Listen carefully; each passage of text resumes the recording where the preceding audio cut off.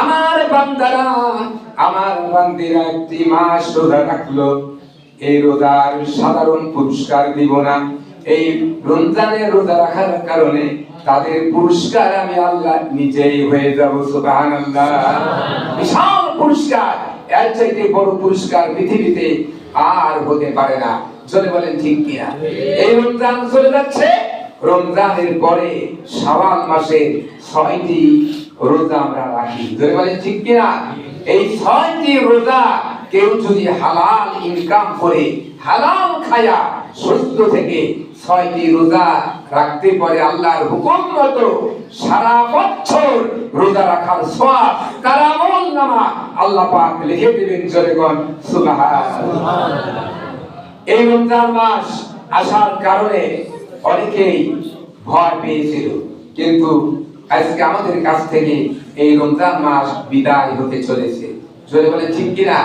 বিদায় হতে চলেছে। এই রমজানের মাস গত বছর তারা পেয়েছিলেন, তারা অনেকেই পান নাই। আগামীতে আমরাও পাবো কিনা এটা আমরা জানি না। জোরে বলে ঠিক কিনা? এই জন্য আমাদের ভিতরে কোনো দলাদলি যেন না থাকে, হিংসা বিভেদ ফাসাদ যেন ফিতনা না থাকে।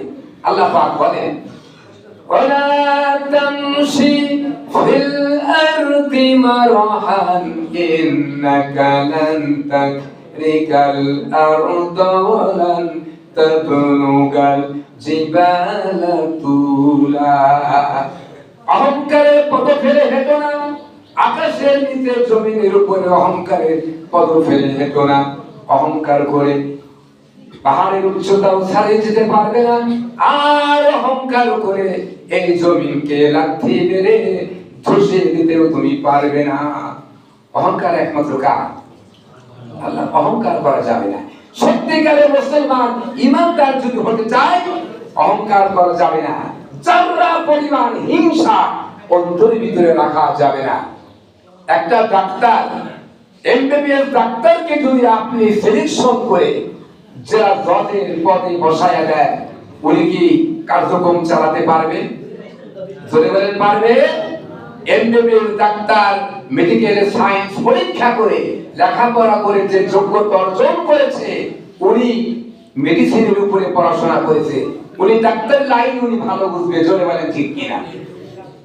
আদালত যারা চালান, বিচারক যারা, তারা বিচারিক বিভাগ পড়াশোনা করে লেখাপড়া করে বিচার বিভাগ বুঝে বিচার করতে বসতে, ওনাকে যদি ডাক্তারের পদে দেন, উনি রোগী মেরে ফেলবে। জোরে বলেন ঠিক কিনা? তা আমাদের দেশে আমরা এমন হয়ে গেছি, আমরা শুধু চিন্তা ভাবনা করি যে অমুককে দিয়ে নামাজ পড়লে বুঝি ভালো হবে, তমুককে দিয়ে নামাজ পড়লে বুঝি ভালো হবে। এই যে মনের ভিতরে আমাদের একটা দুর্বলতা এসে যায়, অর্থাৎ নামাজ পড়ার জন্য একটা মশা মারতে কামান ঠিক করা যেমন বেকবি, বিরাট ধরনের চিন্তা করা ইমামের জন্যও তেমনই বেকবি। আপনি দেখেন, একটা ইমাম নিয়োগ করার জন্য সেখানে পরীক্ষা নিরীক্ষা করা হয়, সেখানে পরীক্ষার মাধ্যমে নেওয়া হয় ইমাম সাহেবের মুখের দাড়িটা কতটুকু ইঞ্চি ইঞ্চি করে মাপা হয়, ইমাম সাহেব বিয়ে করছে কিনা এটাও জানতে হবে, ইমাম সাহেবের পর্দা থাকে কিনা এটাও জানতে হবে, ইমাম সাহেব শ্বশুরের জায়গা আত্মসাৎ করে বাড়িতে ঘর জামাইতে আছে কিনা এটাও দেখতে হবে। তারপরে তার বেতন হবে মাত্র ৬,০০০। কয় হাজার? একটা ইমাম নিতে যদি এত তালাশ করতে হয়, তাহলে একজন ২ লক্ষ ৫ লক্ষ জনগণের একজন এমপি হবে, মন্ত্রী হবে, উনি বাটপার কিনা, উনি লুচ্চা কিনা, উনি বেনামাজি কিনা, উনি ইসলাম বিদ্বেষী কিনা, এদিকে আমরা কোনো পদক্ষেপ গ্রহণ করি না, এটা জানিও না, বুঝিও না, জিজ্ঞাসাও করি না। জোরে বলেন ঠিক কিনা? জোরে বলেন ঠিক কিনা? আমাদের ভিতরে মুফাসসির যারা আছে, তারা কোরআন তাফসীরের উপরে বেশি গবেষণা করে। আবার যারা কিতাবখানা পড়াশোনা করে, দাওরায়ে হাদিস আমরা হয়েছি, আমরা দাওরায়ে হাদিস পড়ি এবং দর্শে নিজামিতে কওমি মাদ্রাসাতে দাওরা পাস করলাম। এদিকে যখন আমরা পড়ি, তখন আমরা তাফসীরের দিকে বেশি ঝুঁকি না। আমরা কি করি? আমরা শুধু কিতাব মোতালা করি, কিতাব পড়াই, আর কিতাব গবেষণা করি। তাফসীর দিকে আমরা মনোযোগ দেই না, গুরুত্ব দেই না। আবার যারা তাফসীর করে তারা শুধু তাফসীরের উপরে তারা গুরুত্ব দেয়। জোরে বলেন ঠিক কিনা? তাহলে একজনকে দিয়ে একজন হয় না।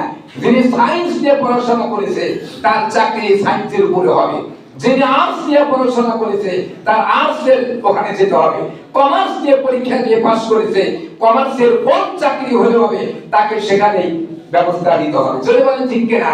একটা মুফতি তিনি একটা বিচারক, একটা মুফতি তিনি ফতোয়া দিবেন, যেটা সাধারণ ইমাম সাহেব পারবে না, সাধারণ আলেম পারবে না। এটা তার যোগ্যতা, মুক্তির উপরে, উনি ফতোয়ার উপরে পদক্ষেপ নেবেন। তিনি কিসের উপরে নেবেন? ফতোয়ার উপরে, বিচারক। আচ্ছা ঠিক আছে, এই জন্য আমি বলবো জামাতের ভিতরে যেন কোনো রেশারেশি না থাকে।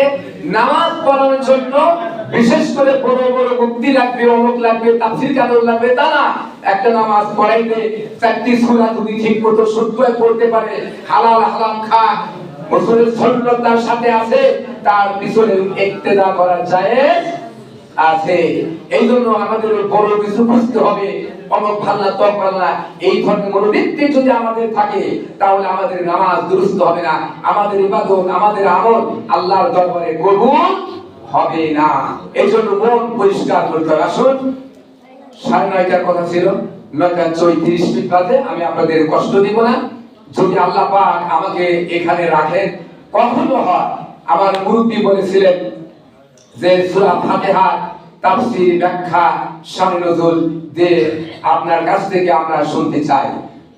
আজকে আকাশের অবস্থা যে অবস্থা ছিল, যার কারণে আমি তো 7:20 আপনাদের মাদ্রাসায় এসে উপস্থিত হয়ে গেছি, মাইকওয়ালা দেখছে। কিন্তু যদি রৌদ্র থাকতো, ভালো থাকতো আকাশের অবস্থা, তাহলে আমি ওদিকে অগ্রসর হতে পারতাম, আপনারা যত সময় যেতে পারতেন। আল্লাহ যদি কখনো সময় করে দেন তাহলে কোরআন তাফসীরের উপরে ধারাবাহিক আলোচনা করা যাবে ইনশাআল্লাহ। আজকে খন্ড খন্ড কথাবার্তার ভিতরে, ইলমের ভিতরে তেমন কোন আলোচনা করা আমার পক্ষে সম্ভব হলো না।